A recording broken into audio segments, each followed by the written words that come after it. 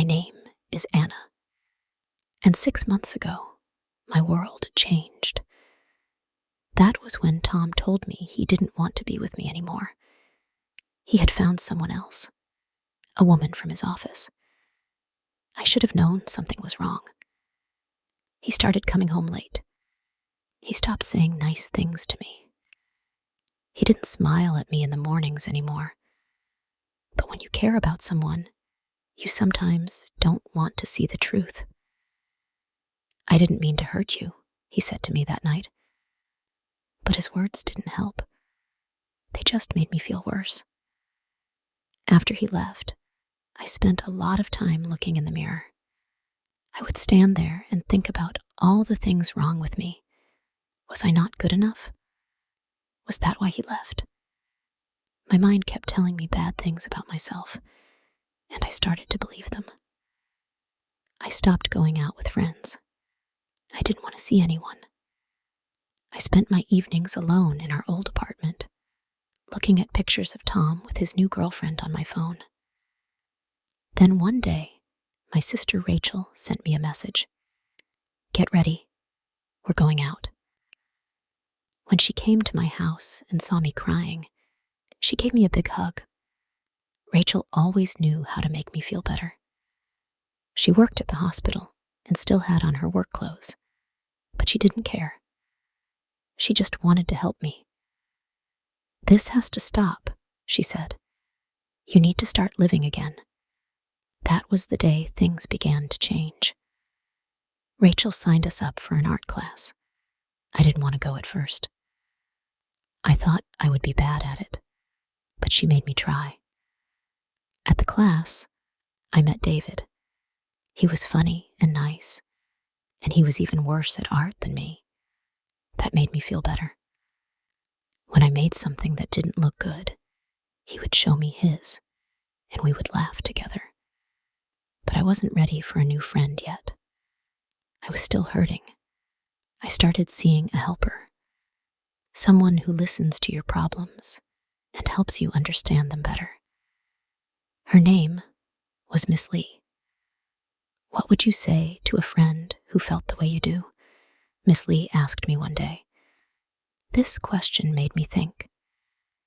If Rachel felt bad about herself, I would tell her she was wrong. I would say she was a good person. So why couldn't I say these things to myself? Miss Lee gave me a notebook. She told me to write 3 good things about myself every day. At first, it was very hard. My mind kept telling me there was nothing good to write. But slowly, I found things. Day 1, I helped someone at work today. Day 7, I made a pretty cup in art class. Day 15, I can cook good food. David and I became good friends. He didn't try to rush me into anything.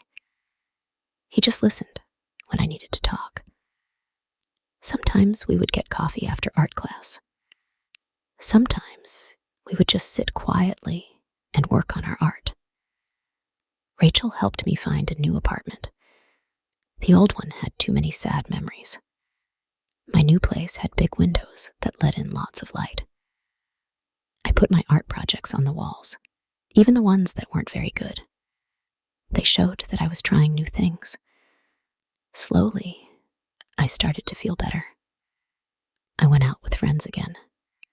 I learned to cook new foods. When people said nice things about my work, I learned to say thank you, instead of saying I wasn't good enough. 6 months later, I looked at myself in the mirror again. This time, I saw something different. I saw someone who was trying her best. Someone who was learning to be strong. Someone who was good enough just as she was. David was still there, being patient and kind. One day, he asked if I wanted to have dinner with him. Not as friends, but as something more. This time, I said yes. Not because I needed someone to make me feel good about myself, but because I already felt good about myself. I learned that liking yourself is something you have to work on every day. Some days are harder than others, and that's okay. The most important thing is to be kind to yourself, the way you would be kind to a friend. Now, when I look in the mirror, I smile. I'm not perfect, and that's fine. I'm just me, and that's enough. Thank you for listening. If you enjoyed this story, don't forget to like and subscribe for more.